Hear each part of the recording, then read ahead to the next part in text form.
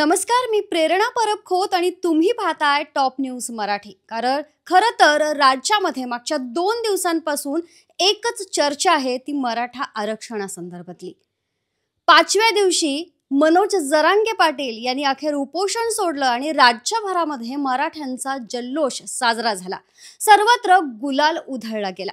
पण त्याच्यानंतर आता मात्र मराठा आरक्षणाच्या संदर्भात उलट-सुलट चर्चा ऐकायला येत आहेत। आणि याच संदर्भात चर्चा करण्यासाठी माझ्यासोबत आहेत संभाजी ब्रिगेडचे केंद्रीय निरीक्षक विकास पासलकर सर। सर नमस्कार। नमस्कार नमस्कार। सर खरं तर मराठा आरक्षणाचा गुलाल उधळला गेला आणि सर्वत्र एकच जल्लोष साजरा केला गेला। मात्र त्यानंतर काही वेळातच ॲडव्होकेट योगेश केदार यांनी मात्र ह्याचे जे शब्दांमधले फेरफार जी-आर मध्ये आहेत असं सांगितलं आणि हा काहीतरी शाब्दिक छल आहे असं ते म्हणाले होते। सर असं वाटतंय का की मराठा आरक्षणाचा जी-आर म्हणजे फसवा आहे? काय आहे, राज्य सरकारच्या माध्यमातून आतापर्यंत अनेक जी-आर काढलेले आहेत। तर जी-आरमध्ये काय त्यांचा योगेशचा अभ्यास कसा आहे किंवा त्यांनी काय त्याच्यावरती हे केलेले, परंतु काय आहे की सरकार एवढं मोठं धाडस करणार नाही। एवढ्या मोठ्या संख्येने मराठा समाजाचे तरुण मुंबईला आलेले होते आणि मनोजदादा जरांगे पाटील यांनी आंदोलनाची हाक दिल्यानंतर लाखो तरुण त्यांच्यासाठी त्या ठिकाणी किंवा संपूर्ण महाराष्ट्राने पाहिलेलं आहे। आता विशेष करून मराठवाड्यासाठी हैदराबाद गॅझेटेरियाचा त्या ठिकाणी रेफरन्स घेऊन किंवा त्याच्या माध्यमातून तो जी-आर त्या ठिकाणी देण्यात आलेला आहे। आता जी-आरच्या माध्यमातून आपण हे पाहिलं पाहिजे की समाजाचे प्रश्न एकदम जादूच्या कांडीसारखे सगळे सुटणार नाहीयेत आणि आंदोलनाचा जी धगधग आहे, जी धग आहे ती आज मराठवाड्यामध्ये खूप मोठ्या प्रमाणामध्ये होते। मराठा आरक्षणाचा एकूण विषय जर आपण विचार केला तर 40-42 वर्ष झाले साधारणतः या आरक्षणाच्या माध्यमातून संघर्ष हा कायमच सुरू राहिलेला आहे। आणि मग संघर्षाच्या वाटेवरती जात असताना आपल्याला यश अपयश याचं मूल्यमापन होत राहील। अनेक आंदोलना झाल्यानंतर आंदोलनामधनं अनेक प्रतिक्रिया येत असतात। त्याच पद्धतीने सरकारने जो जी-आर काढलेला आहे त्या जी-आर वरती काहीतरी चर्चा होईल किंवा त्याच्या विरोधामध्ये काही लोक जातील, विरोधी लोक सुद्धा न्यायालयापर्यंत जातील, परंतु सरकार आहे आणि सरकारने ज्या पद्धतीने एवढ्या मोठ्या समाजाला एक शब्द दिलेला आहे, शब्दाचं तर माणसं बदलू शकतात, परंतु जी-आर मध्ये काही थोड्या बहुत जरी काही हे असतील तरी कायद्याच्या कसोटीवरती ती आता सरकारची जबाबदारी आहे की सरकारने समाजाला दिलेला शब्द, मनोजदादा जरांगे पाटील यांना दिलेला जी-आर आणि जी-आरच्या माध्यमातून गाव पातळीपर्यंत ज्या काही त्या ठिकाणी काही सूचना मांडलेल्या आहेत ते थोड्या थोड्या सोप्या करून मांडलेल्या आहेत आणि त्याच्यामध्ये जर फसवाफसवी होत असेल तर त्याला सुद्धा अजूनही मावळे तयारच आहेत, परंतु असं शक्यतो सरकार धाडस करणार नाहीये। आणि म्हणून एकदम सरसकट मराठा समाजाचा प्रश्न याच्यातून सुटेल असं नाहीये, परंतु इतर उर्वरित महाराष्ट्राच्या इतर जिल्ह्यांमध्ये आणि इतर विभागामध्ये जसं पश्चिम महाराष्ट्र आहे, उर्वरित उत्तर महाराष्ट्र आहे, कोकण आहे, यामध्ये किमान विदर्भामध्ये तर सरसकट कुणबी आहेत, परंतु आज त्या जी-आरच्या माध्यमातून कुणबी सर्टिफिकेट्स मिळतील आणि जी सर्टिफिकेट्स याच्यामध्ये आहेत शासकीय प्रणालीमध्ये आहेत ती फिक्स होऊन जातील आणि त्यामुळे या संदर्भामध्ये आपल्याला जी-आरच्या माध्यमातून सरकारने एकदम अशी कुठली फसवाफसवी केली असं म्हणणं अत्यंत घातकपणाचं होईल। आणि सरकारने जरी या माध्यमातून जरांगे दादांना फसवण्याचा प्रयत्न केला तरी जरांगे पाटील या अशा फसवाफसवीला बळी पडणार नाहीयेत। सरकारचं काम जर सरकारला जो काही आगडोंब उसळेल किंवा सरकारच्या बद्दलची प्रतिमा सरकारची खराब होईल आणि एकूण हा सामाजिक न्यायाचा विषय आहे, त्यामुळे आंदोलन इतक्या मोठ्या प्रमाणामध्ये झालेलं आहे। आंदोलनाच्या नंतर लगेच प्रतिक्रिया देऊन आपण आंदोलनाच्या ह्या एका मोठ्या आंदोलनाचं जे यश आहे त्या यशाला लगेच छेद देण्याचा प्रयत्न करू नये। मला असं वाटतं काही काळ समजूतदार कार्यकर्त्यांनी थांबावं, वाट पाहावी, सरकारला काही संधी द्यावी आणि मनोजदादांनी जे केलेलं आहे त्या त्यागाचा किंवा त्यांनी जे काही कष्ट घेतलेले आहेत, आज 5 दिवस उपोषण केलेले आहे. आज आपण इतकं हजारो तरुण त्या मुंबईपर्यंत गेलेले आहेत. त्यांना जो काही त्रास झालेला आहे, त्या त्रासातून ज्याची फलनिष्पत्ती जी आपल्याला मिळालेली आहे, त्याला आपल्याला थोडासा वेळ द्यावा लागेल आणि म्हणून एकदम अचानक आता आपण एवढ्या वर्ष ओबीसीच्या साठी लढलेलो आहोत. ओबीसी मधनं आरक्षण मिळण्यासाठी जो प्रयत्न केलेला आहे. परंतु न्यायालयाच्या प्रक्रियेवरती गेल्यानंतर त्या ठिकाणी आपल्याला अपयश आलेले, अनेक समित्या स्थापन झाल्या, अनेक आयोग स्थापन झाले. परंतु सरकारला सरकारच्या अखत्यारीमध्ये जे काही निर्णय मराठा कुणबी, कुणबी मराठा तो सुद्धा अध्यादेश त्या पद्धतीने सरकारचं 1-2 महिन्याचा अवधी घेतलेला आहे आणि ते सुद्धा सरकार प्रयत्न करतंय. तर मला असं वाटतं सरकारवरती थोडा तरी आपण विश्वास ठेवला पाहिजे आणि पुढे येणाऱ्या काळामध्ये सरकार सामाजिक न्यायाचा विषय घेत असताना राज्याचे मुख्यमंत्री देवेंद्र फडणवीस साहेब असतील किंवा उपमुख्यमंत्री एकनाथ शिंदे साहेब असतील आणि उपमुख्यमंत्री अजितदादा पवार साहेब असतील, यांनी काहीतरी विचार करून या समाजाला फसवणूक करण्याचा जर त्यांनी प्रयत्न केला, तर समाज त्यांना येणाऱ्या काळामध्ये स्थानिक स्वराज्य संस्थांच्या निवडणुका आहेत किंवा अनेक निवडणुका आहेत. मग या निवडणुकामध्ये मराठा समाजापासून त्यांना जर मतं नको असतील, तर त्या पद्धतीचा ते निर्णय घेतील. परंतु मला असं वाटतं, की एकीकडे सरकार आहे आणि एकीकडे मनोजदादा आणि समाज आहे. त्यामुळं एकाएकी संपूर्ण समाजाच्या तोंडाला वाटाण्याच्या अक्षता लावण्याचं काम सरकारने केलंच, तर सरकारला त्याची त्याची जबरदस्त किंमत मोजावी लागेल. त्यामुळे सरकारची भूमिका तर मला आत्ता असं वाटत नाहीये. परंतु कठीण परिस्थितीमध्ये सुद्धा आपण वाईटात वाईट विचार का करायचा नेहमी? थोडासा पॉझिटिव्ह विचार करून आपण पुढे जाऊयात. लढाईला सुरुवात झालेली आहे. थोडीशी पाऊलवाट आपण निर्माण केलेली आहे या माध्यमातून. किमान आपण ओबीसीच्या कोट्याचं म्हणण्यापेक्षा जे कुणबी सर्टिफिकेट्स मिळणार आहेत त्याची व्हॅलिडिटी काहींची तयार होईल आणि या माध्यमातून किमान मराठवाडा हा खूप गंभीर प्रश्न होता आणि त्यामुळे तो प्रश्न थोडासा मराठवाड्यापुरता सुटतोय याच्यामध्ये मला निश्चितरित्या एक समाधान आहे. आणि खरं तर असं म्हटलं गेलं ओबीसींच्या माध्यमातून की जे हे आरक्षण जे दिलं गेलं हे मागच्या दारातून ओबीसी मधनच मराठ्यांना आरक्षण दिलं गेलंय असं ओबीसींचं म्हणणं आहे. त्यावर सर काय सांगाल? हे लक्षात घ्या, की कुठलंही आरक्षण देताना प्रत्येक गोष्टीचं आता हैदराबाद गॅझेटर हे का पाहिलं गेलं? कारण आपल्या देशामध्ये एस-सी, एस-टी, ओबीसी हे प्रवर्ग आहेत. याच्यातून आरक्षण दिलं जातं आणि आत्ता महाराष्ट्रामध्ये मराठा कुणबी, कुणबी मराठा हे कुणबी म्हणजे ओबीसीमध्ये समाविष्ट असलेला घटक आहे आणि त्यामुळे कुणबी सर्टिफिकेटच्या आधारावरती त्या मुलांना शिक्षणामध्ये, नोकरीमध्ये संधी मिळतीये आणि ती घटनादत्त आहे. त्याला जी मिळालेली संधी आहे ती आज नाही आलेली, ती पूर्व परंपरेपासून आलेली आहे आणि म्हणून या विषयाचा सखोल अभ्यास करून ज्यावेळेस आमच्या लक्षात आलं की बाबा ओबीसीचं आरक्षण तर अजून दूरच आहे, परंतु या निमित्ताने एक कुणबी म्हणून त्या ठिकाणी जे स्टेटस आहे ते प्राप्त होईल. त्याच्यामधून आपल्याला आपल्या मुलांच्या शिक्षण आणि नोकऱ्यांमध्ये तो जो प्रश्न आहे, त्या प्रश्नासाठी गंभीर आणि जर असा विचार केला, ओबीसी बांधव म्हणत असतील मागच्या दरवाजानी, तर मग जर आपण मागे गेलो, तर मग आमच्या वाट्याचं जे आरक्षण होतं, ते ओबीसींना सुद्धा मंडल आयोगाच्या कालखंडामध्ये दिलं गेलं. ते आमचं आरक्षण जर मग आम्ही त्याला सुद्धा आम्हाला मग चॅलेंज करावं लागेल. परंतु आम्ही सामाजिक न्यायाचा विचार करतो, की आज उलट आम्ही म्हणतो, की आपण सगळेजण आम्हाला ओबीसी मध्ये सगळे सरसकट समावेश झाला, तर आपण सगळेजण न्यायाच्या हक्कासाठी भांडू शकतो. परंतु आपण ओबीसी समाजाला सुद्धा कुठं या ठिकाणी त्याच्या ताटातलं किंवा हे ओढण्याचा आमचा प्रयत्न नाहीये. परंतु जे आमचा हक्काचं आहे, ज्या कुणबी नोंदी आणि हे ओबीसी मधले ओबीसी नेते असतील, ओबीसी अभ्यासक असतील, यांना सुद्धा हे मान्य आहे, की सरसकट याच्यावरती त्यांचं ऑब्जेक्शन आहे.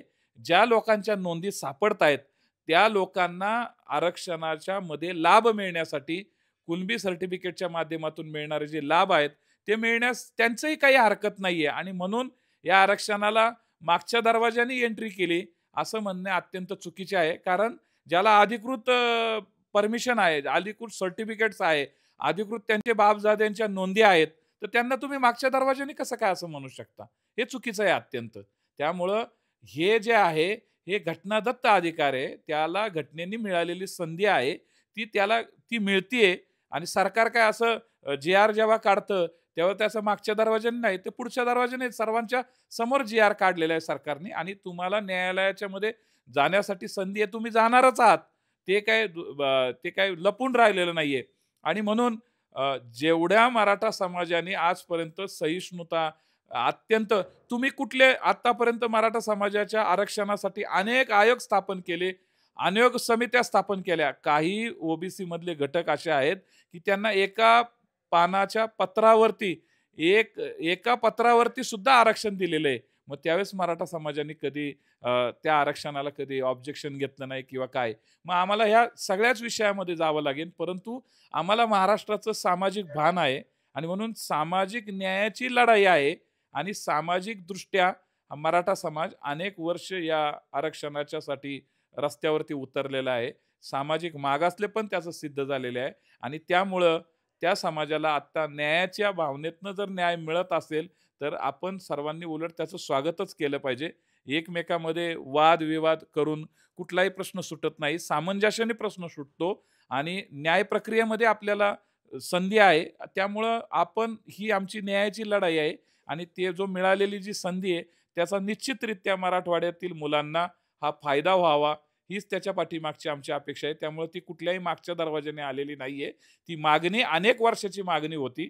त्याला योग्य ती आता संधी मिळालेली आहे. योग्य तो न्याय मिळालेला आहे. ते मनोजदादा जरांगे पाटील यांच्या उपोषणामुळं आणि त्यांच्या समाजाच्या रेट्यामुळं सरकारने काही काळ प्रलंबित ठेवलेला जो विषय होता, त्याला योग्य तो न्याय या आत्ताच्या माध्यमातून मिळालेला आहे. सर, खरं तर या आरक्षणाच्या उपोषणाबद्दल किंवा एकूणच आंदोलनाबद्दल बोलायचं झालं, तर मोठ्या प्रमाणात मराठा तरुणाई ही आंदोलनामध्ये सहभागी झालेली दिसली.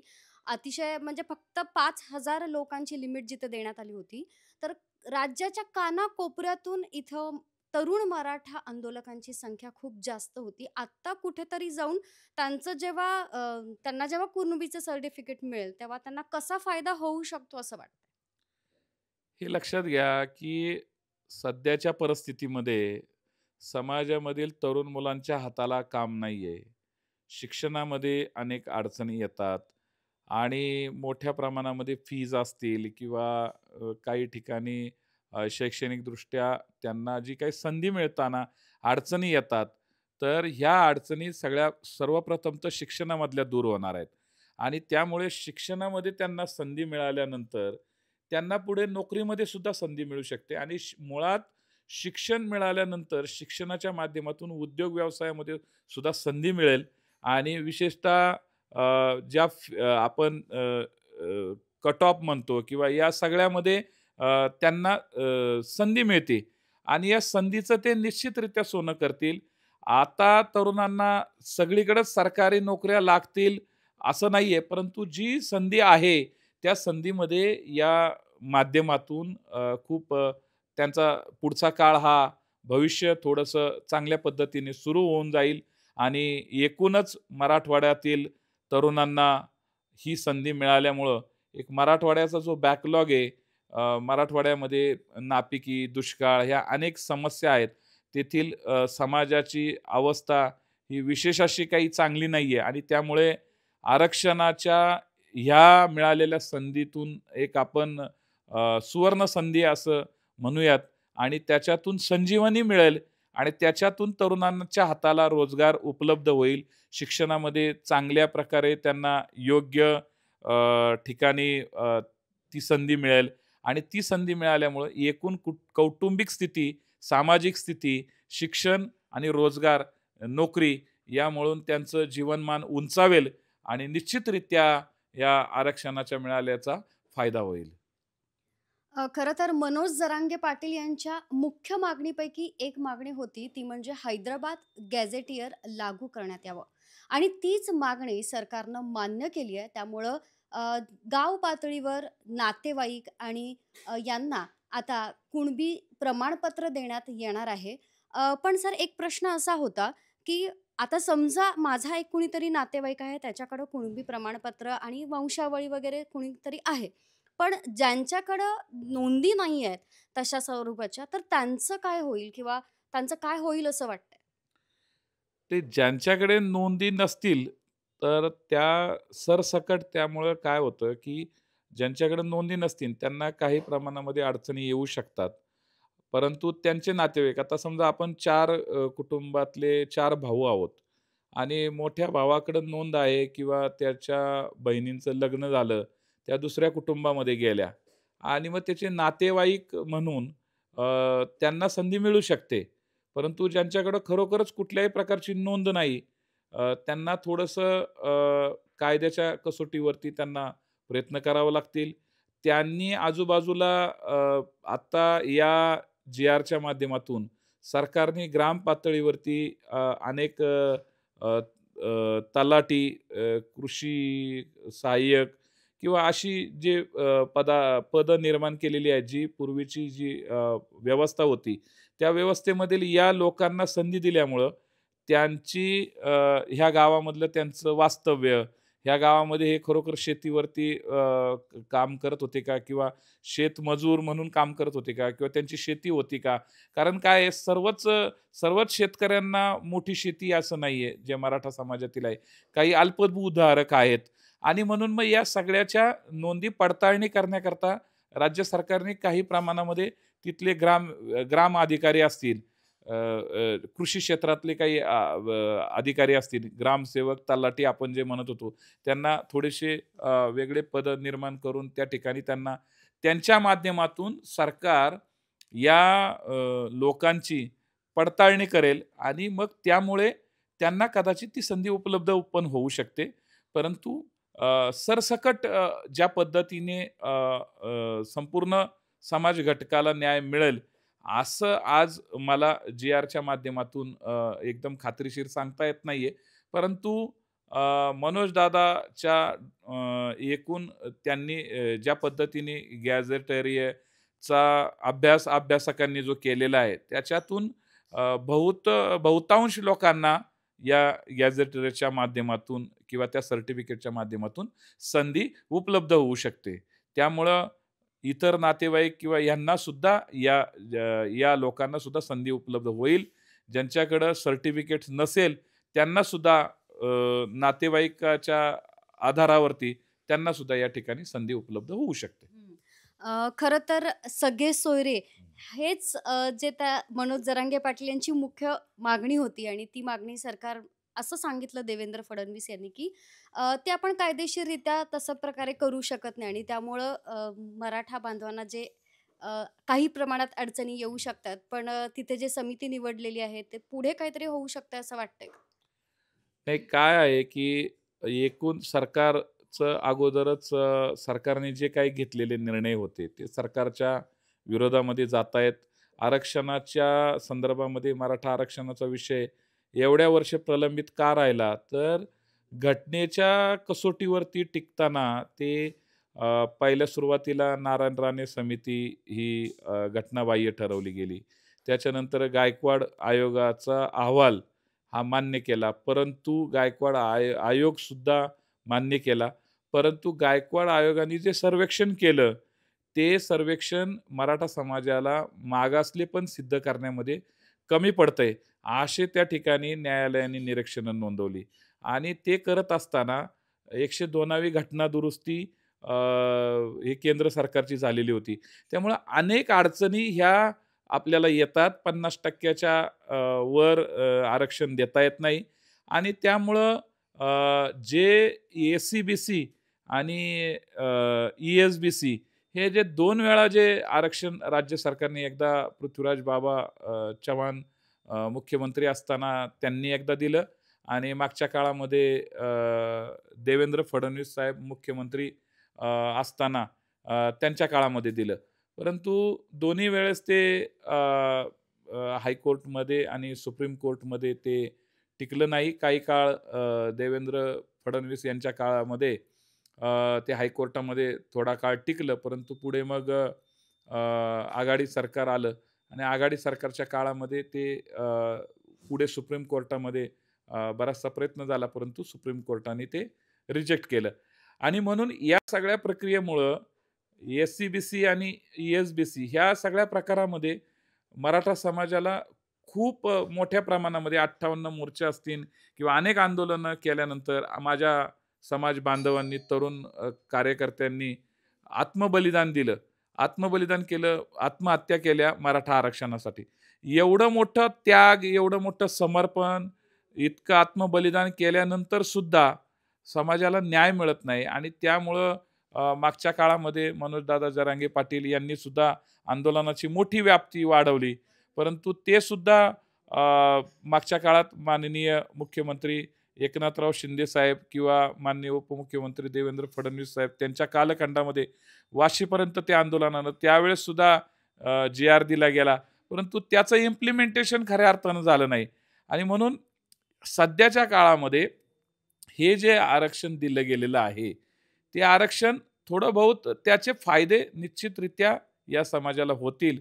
त्यामुळं तुम्ही विचारलेला जो प्रश्न आहे, त्या प्रश्नाची सोडवणूक करताना ह्या आरक्षणाच्या माध्यमातून जे फायदे मिळाले, तर समाजाचा निश्चितरित्या सर्वांगीण विकास व्हायला भाग पडेल. खरं तर यापूर्वी सुद्धा आरक्षणाचा मुद्दा उपस्थित करण्यात आला होता. पण समस्या नेमकी इथं आली, की ह्या आरक्षण जे आहे ते कायद्याच्या चौकटीत आधी बसलं नाही आणि आत्तासुद्धा अशी सिच्युएशन आहे, की सर्वोच्च न्यायालयामध्ये या आरक्षणाला पुन्हा आव्हान दिलं जाऊ शकतं का? तुम्हाला काय वाटतं? नाही, आता ही राज्य सरकारने हा जी-आर काढलेला आहे. न्यायालयामध्ये तर निश्चितरित्या जातील. परंतु ही राज्य सरकार आणि मराठा समाजाची स्वतःची ज्या नोंदी आहेत, त्या आज नाहीयेत, आजच्या नोंदी नाहीयेत. त्यामुळं ह्याला केलेलं चॅलेंज हे टिकणार नाहीये न्यायालयामध्ये आणि त्यामुळं मला आत्ताचं दिलेलं जो जी-आरच्या माध्यमातून जे गॅझेटरी हैदराबाद गॅझेटरीवरती जे दिलेलं जे आरक्षण आहे किंवा त्यामध्ये जी काही संधी आहे त्याला कुठे प्रॉब्लेम येईल असं वाटत नाहीये.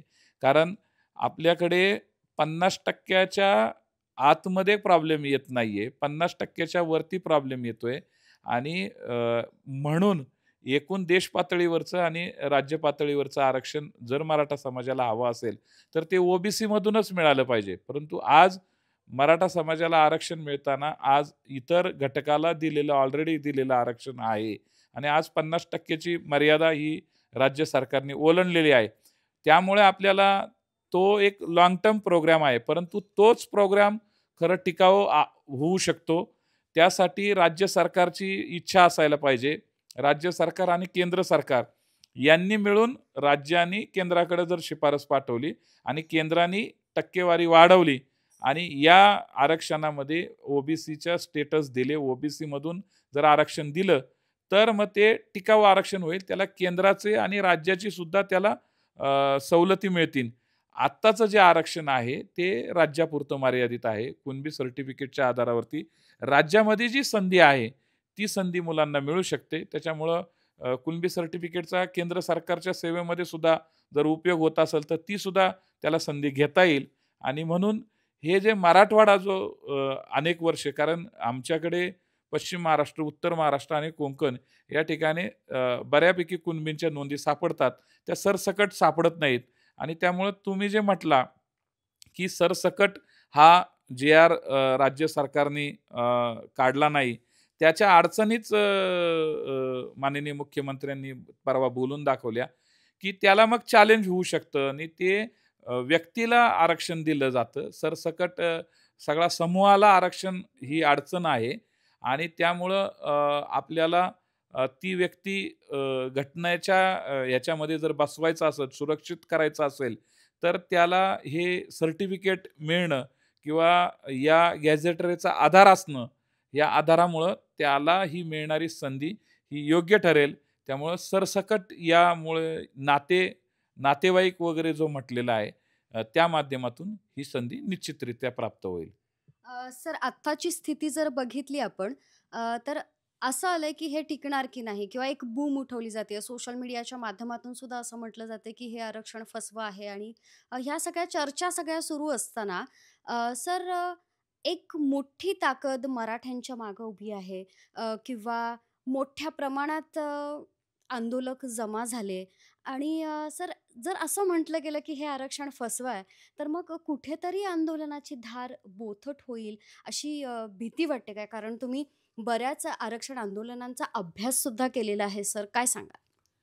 ते अगदी बरोबर आहे, की एखाद्या उद्दिष्ट ठेवून डोळ्यासमोर, आरक्षणाचं उद्दिष्ट डोळ्यासमोर ठेवून 42 वर्षापूर्वी स्वर्गीय अण्णासाहेब पाटलांनी संपूर्ण समाजाला हाक दिली होती. त्यावेळेस ते मुंबईमध्ये आले. साधारणतः लाखभर लोकं त्यावेळेस त्यांनी संपूर्ण महाराष्ट्रामधनं आरक्षणासाठी लोकं आली होती.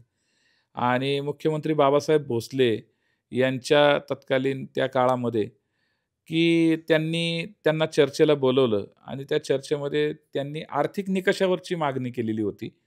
तर त्यावेळेस त्यांना नैराश्य आलं. ती मागणी त्यांची मान्य झाली नाही आणि त्यांनी या आरक्षणाकरता स्वतःचं आत्मबलिदान केलं. त्यांनी स्वतः सुसाईड केलं. त्यांनी स्वतः डोक्यामध्ये आपल्या गोळ्या घालून घेतल्या आणि ही एक खूप मोठी शोकांतिका आहे. खूप खूप मोठा एक समाजाला त्यावेळेस धक्का बसला होता. अण्णासाहेबांवरती लोकांचं खूप मोठं प्रेम होतं.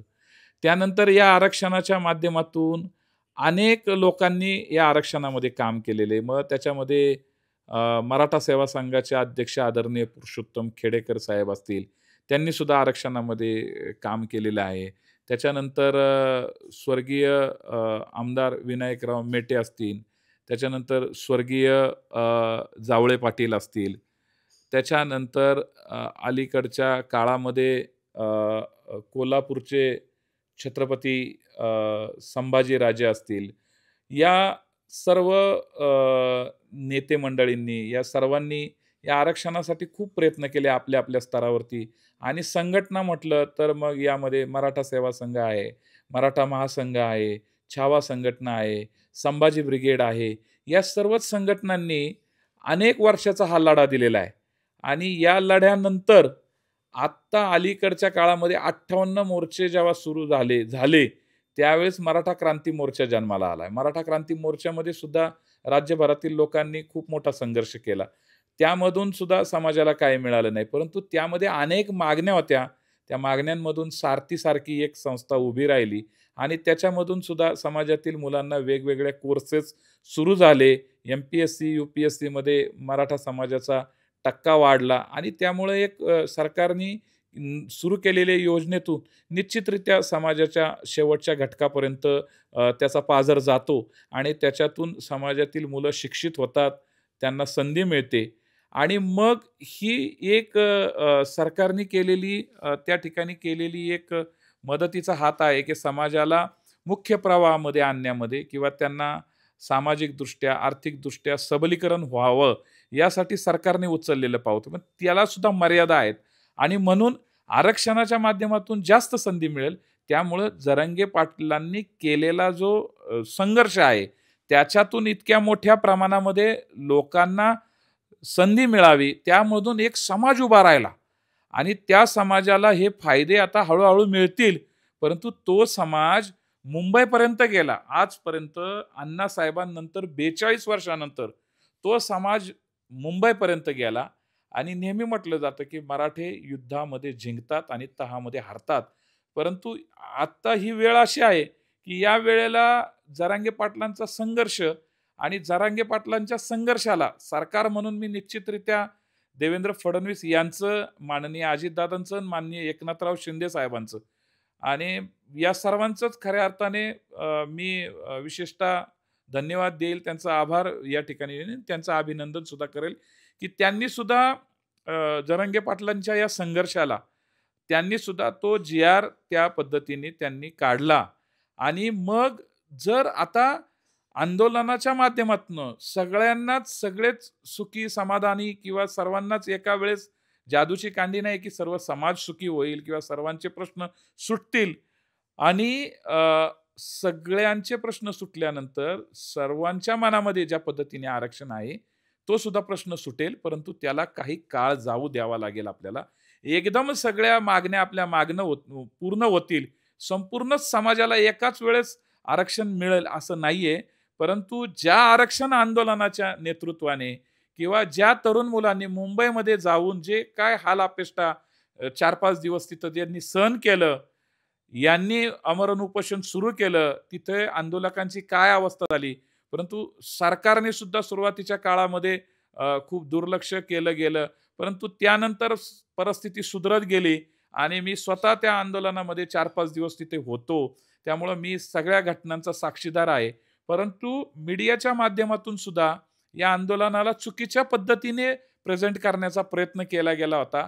आंदोलन बदनाम करण्याचा देखील थोडासा काही ठराविक चॅनेलनी प्रयत्न केला होता. परंतु मी तुमच्याही चॅनेलच्या माध्यमातून या ठिकाणी सांगू शकतो, की प्रसन्न जोशी नावाचे जे अँकर आहेत, जे पुढारीचे अँकर आहेत, तुमचं हे मी टॉप झी मराठी जे आहे तुमचं, टॉप न्यूज मराठी या माध्यमातून सुद्धा तुमच्या चॅनेलने सुद्धा गेल्या 4-5 दिवसामध्ये सातत्याने या आरक्षणाविषयी ज्या ज्या काही अभ्यासक आहेत किंवा त्यावरती ज्यांनी खऱ्या अधिकृतपणे ज्यांचा अभ्यास आहे, त्या सर्व व्यक्तींना, संस्थांच्या प्रमुखांना बोलवलं आणि त्यांची मतं तुम्ही जाणून घेतली. ती महाराष्ट्राच्या कानाकोपऱ्यापर्यंत पोहोचले आणि म्हणून महाराष्ट्रामध्ये अनेक जण आरक्षणाच्या विषयाचे अभ्यासक आहेत. अनेक जण या आरक्षणाच्या निमित्ताने नेते मंडळी आहेत.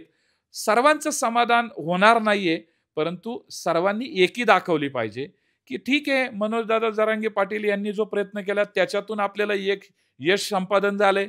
दुसऱ्याच्या माध्यमातून दुसरा प्रयत्न करूयात आपण. आणि म्हणून संपूर्ण आरक्षण चळवळीमध्ये जे जे नेते मंडळी आहेत, त्या नेते मंडळींनी त्यांच्या प्रयत्नांना सुद्धा, त्यांना सुद्धा मी या आपल्या चॅनेलच्या माध्यमातून मनोजदादांना सुद्धा विनंती करेल, की आणि लोकांना सुद्धा, ज्या आरक्षणाच्या अभ्यासक आणि आरक्षण चळवळीचे नेते आहेत किंवा आरक्षणाचे, त्यांनी अगोदर या संदर्भामध्ये चर्चा करावी. दादांनी सुद्धा सगळ्यांना समजून घ्यावं आणि मानापमानाच्या विषयाच्या पलीकडे जाऊन आपण आपला एखादा नेता आंदोलन करतोय, त्याला आंदोलन काळामध्ये त्याला सपोर्ट करणं, त्याच्या बाजूने उभं राहणं हे आपलं प्रथम कर्तव्य आहे. त्या ठिकाणी आपण संघर्ष योद्ध्यांच्या बरोबर राहिलं पाहिजे. आजपर्यंतचा जो इतिहास आहे, की आपण आपल्यामध्येच भांडत राहिलो तर मग विरोधी बाजूची सरशी होती आणि विरोधक म्हणजे ते सुद्धा आपल्याच महाराष्ट्रातले आहेत. ते विरोधाला विरोध करणं म्हणून केवळ त्यांचा विरोध हा चुकीचा आहे.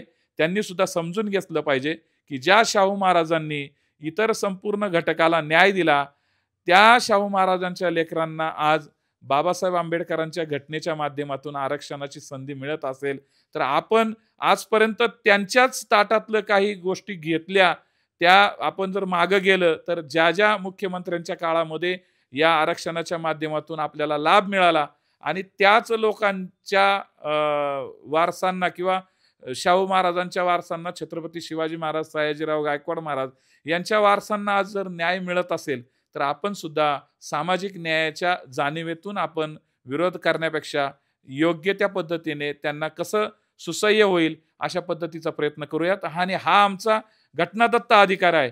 परंतु आमच्यातील काही नेते मंडळी जरूर आपल्याला या निमित्ताने GR मध्ये काही अडचणी असतील किंवा आरक्षणाच्या दृष्टिकोनातनं काही, की बाबा हा लढा, एवढा मोठा लढा झाला, तिथपर्यंत गेला आणि त्याच्यातून काही मिळालं नाही, असं म्हणणं अत्यंत चुकीचं होईल. त्याच्यातून निश्चितरित्या मिळालेलं आहे आणि सरकार हे इतकं फसवण्याच्या पद्धती जर त्यांनी पुढे पाऊल उचललं, फसवण्याचा प्रयत्न केला, तर त्याला इतक्या मोठ्या प्रमाणामध्ये तरुणांनी जे तरुण गेले होते, ते तरुण या संपूर्ण व्यवस्थेच्या विरुद्ध विद्रोह करतील आणि तो विद्रोह शासनाला देखील परवडणार नाही.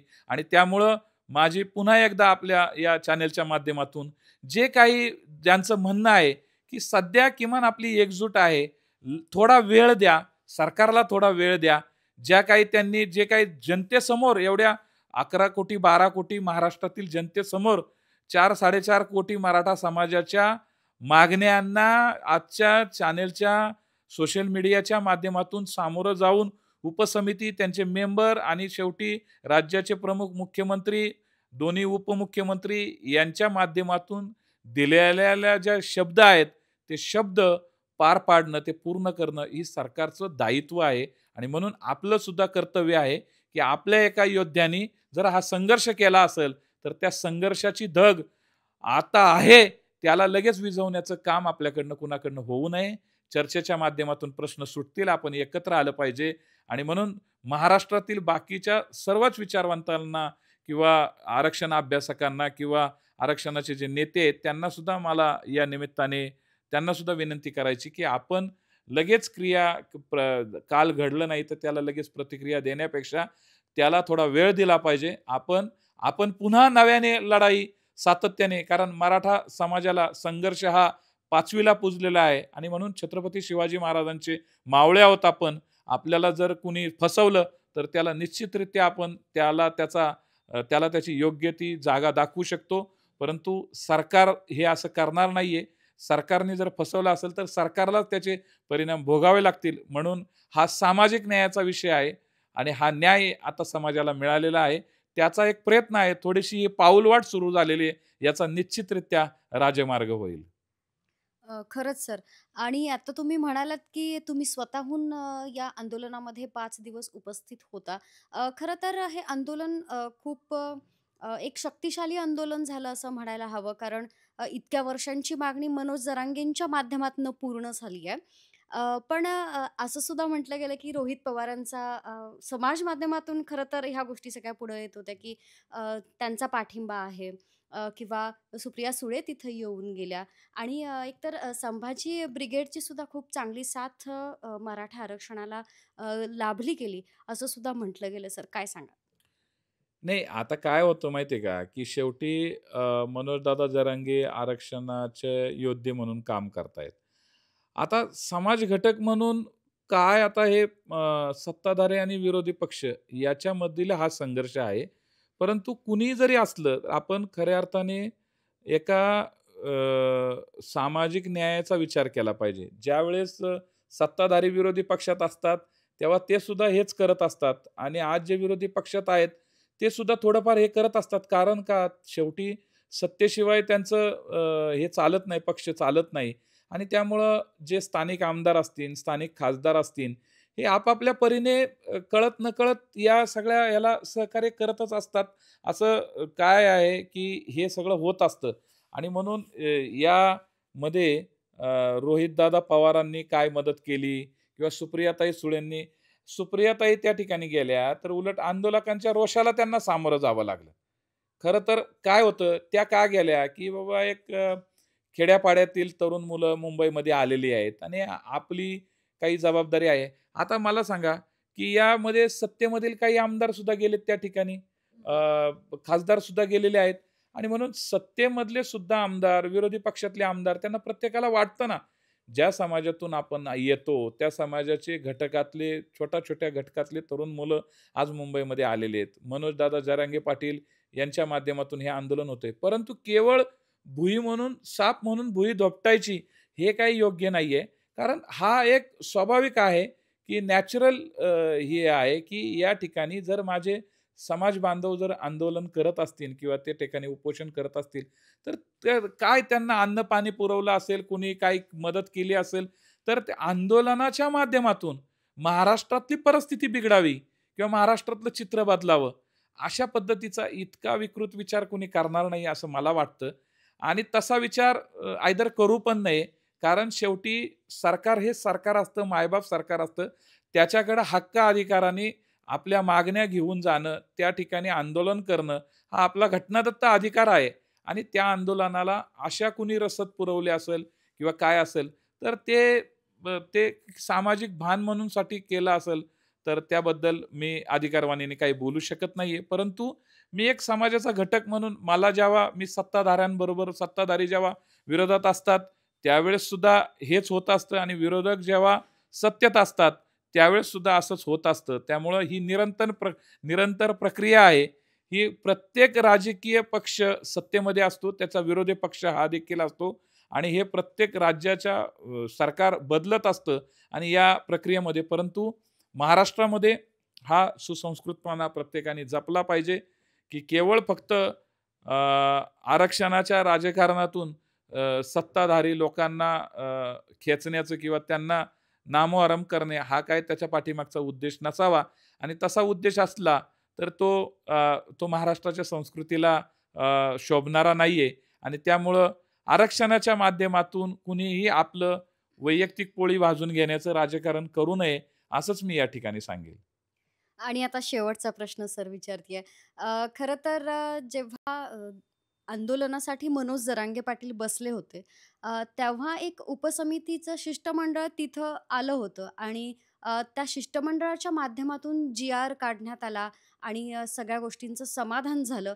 आता आज ओबीसींच्या माध्यमातून याला खूप विरोध झाला. मग कुठेतरी ओबीसींच्यासाठी सुद्धा सरकारकडनं उपसमिती गठीत करण्यात येत आहे. त्याचे अध्यक्ष जे आहेत ते चंद्रशेखर बावनकुळे आहेत. त्यामध्ये छगन भुजबळ नेते आहेत, पंकजा मुंडे त्या समितीमध्ये आहेत. तर कुठेतरी हे सरकार दोन्ही बाजूंना समाधान करण्याचा प्रयत्न करतंय असं वाटतंय का? नाही, सरकारचं हे कामच आहे, की मराठा समाजाला आरक्षण दिलं, ओबीसी घटकाला असं वाटतंय, की आमच्या वाट्याचं आरक्षण गेलंय. परंतु सरकारची तर जबाबदारीच असते, की बाबा तसं तुम्हाला काही वाटत असेल, आता तुमच्याच माध्यमातून मला समजतंय, की अशी उपसमिती पुन्हा नेमतायत आणि बावनकुळे साहेबांना अध्यक्ष करतायत, भुजबळ साहेब त्यामध्ये आहेत. 100% शेवटी प्रत्येकाला आपल्या घटकाचा काम करणं आणि त्यासाठी भांडणं हा त्यांचा सुद्धा अधिकार आहे. परंतु त्यांनी सामाजिक न्यायाने बघितलं पाहिजे, की मराठा समाजाला मग द्यायचं नाही का? की मराठा समाज हा अ, एक महाराष्ट्रातील सदन समाज समजता का? तो सामाजिक मागासले पण नाहीये का त्याचे? त्याच्या मुलाबाळांचे प्रश्न नाहीयेत का? मग आपण या राज्यामध्ये जेव्हा फुले शाहू आंबेडकर आपण म्हणतो, शिव फुले शाहू आंबेडकर या राज्यामध्ये सर्वांना न्यायाची भूमिका घेणं गरजेचं आहे. सर्वांना न्याय देणं हे राज्य सरकारचं काम आहे आणि राज्य सरकारला राजकीयदृष्ट्या या सगळ्याची किंमत मोजावी लागेल किंवा काही भीती वाटत असेल, तर त्यामुळे राजकीयदृष्ट्या राज्य सरकार हे निर्णय घेत असतील, की बाबा ओबीसींना काही अडचण किंवा त्यांना असुरक्षितता वाटू नये. त्या दृष्टिकोनातनं राज्य सरकार हे निर्णय घेत असतील. परंतु राज्य सरकारची ही जबाबदारी आहे, की ओबीसी घटकामधील काही नेते, मराठा समाजातील काही नेते त्यांना एकत्र बसवणं आणि हा सामाजिक न्यायाचा प्रश्न आहे आणि महाराष्ट्र हे देशामधील एक प्रगत राज्य आहे, सुसंस्कृत राज्य आहे, पुरोगामी राज्य आहे. या राज्याने अनेक या देशाला चांगले मोठे-मोठे नेते दिलेले आहेत. त्यामुळं आज महाराष्ट्रामधली जी स्थिती आहे, तर 2 समाज, 2 घटक, 2 जाती आणि 2 धर्मामध्ये जो वादविवाद चालू आहे, त्या वादावरती राज्याचे मुख्यमंत्री आदरणीय देवेंद्रजी फडणवीस साहेब, राज्याचे उपमुख्यमंत्री माननीय अजितदादा पवार साहेब, राज्याचे उपमुख्यमंत्री एकनाथ शिंदे साहेब यांनी एकत्र येऊन विरोधी पक्षांना सुद्धा यामध्ये त्यांनी इन्व्हॉल्व करून घेतलं पाहिजे आणि हा मराठा आरक्षण, हा ओबीसी आरक्षण, हा वाद न लागता एक सामाजिक न्यायाचा विषय आहे आणि तो सोडवण्यासाठी या उपसमिती जशी मराठा आरक्षणासाठी केलेली आहे, तशी उपसमिती किंवा कशा पद्धतीने राज्य सरकारचं नियोजन आहे. परंतु उपसमितीच्या पलीकडे जाऊन सांगतो मी, की ओबीसी मधले काही घटक असतील, त्यांचे ओबीसी समाजाचे जे नेते आहेत, त्यांना आपले बबनराव तायवाडे असतील नागपूरचे, त्यांना असेल, इकडे मनोजदादा जरांगे पाटील असतील, इकडे छत्रपती संभाजीराजे असतील आणि यामध्ये सर्वात जास्त काम ज्यांनी समाज जागृतीचं काम केलं, ते मराठा सेवा संघाचे पुरुषोत्तम खेडेकर साहेब असतील. या सर्वांना एकत्र घेऊन या सर्वांना एकत्र घेतल्यानंतर मराठवाडा, पश्चिम महाराष्ट्र, उत्तर महाराष्ट्र, कोकण या सर्वांनाच मग पूर्वीचे नारायण राणे समितीचे राणे साहेब असतील, गायकवाड आयोग असतील, या सगळ्याच्याच ज्या आयोग पूर्वी झाले, या सराफ आयोग किंवा या आयोगामधले सुद्धा काही प्रतिनिधी आज जे हयात असतील, त्या प्रतिनिधींना सुद्धा बोलवलं पाहिजे आणि अशा पद्धतीने हा प्रश्न अत्यंत व्यवस्थितरित्या सोडवला पाहिजे आणि म्हणून राज्याचे मुख्यमंत्री, राज्याचे दोन्ही उपमुख्यमंत्री यांना सुद्धा आपल्या या चॅनेलच्या माध्यमातून माझी विनंती आहे, की या विषयाला, या निर्णयाकडे सामाजिक न्यायाने बघून 2 घटकांमध्ये, 2 समाजामध्ये तेढ निर्माण होणार नाही, यासाठी आपण काळजी घेतली पाहिजे आणि सामाजिक न्यायाची भावना ठेवली पाहिजे. सर खरं तर खूप छान मतं मांडलीत. खूप मनमोकळी चर्चा तुम्ही आज केलीत. त्याबद्दल तुमचे धन्यवाद. आणि खरं तर अशी आपण प्रार्थना करूया, की येणारा जो मराठा वर्गाचा जी पिढी असेल, त्यांना या आरक्षणाचा लाभ मिळावा, हे आरक्षण टिकावं आणि खरं तर मनोज जरांगे पाटील यांनी जो संघर्ष केला आणि त्याला कुठेतरी न्याय मिळावा, अशी आशा करूया. आणि आता मी इथे थांबतीये. आणि पुढे काय होईल याची प्रत्येक अपडेट आम्ही तुम्हाला टॉप न्यूजच्या माध्यमातून देणारच आहोत. तोपर्यंत थांबूयात. कॅमेरामन निलेश लोहारसह मी प्रेरणा परब खोत, टॉप न्यूज मराठी, पुणे. घ्या परदेशात भरारी, तेही सर्वसामान्यांना परवडणारी. 1 रुपया भरा आणि थायलंडमध्ये फिरा. सचिन इंटरनॅशनल घेऊन आले आहेत जगातली सर्वात स्वस्त परदेश टूर. पूर्ण 5 दिवसांचं पॅकेज आता फक्त 32,999 रुपयांमध्ये. पॅकेजमध्ये विमान प्रवास, हॉटेल, ब्रेकफास्ट, ट्रान्सपोर्ट आणि प्रेक्षणीय स्थळे. सचिन इंटरनॅशनल 18 वर्षांपासून पर्यटन क्षेत्रातील एक विश्वसनीय नाव. सचिन इंटरनॅशनल सोबत मनसोक्त फिरा. संपर्क 7767989898.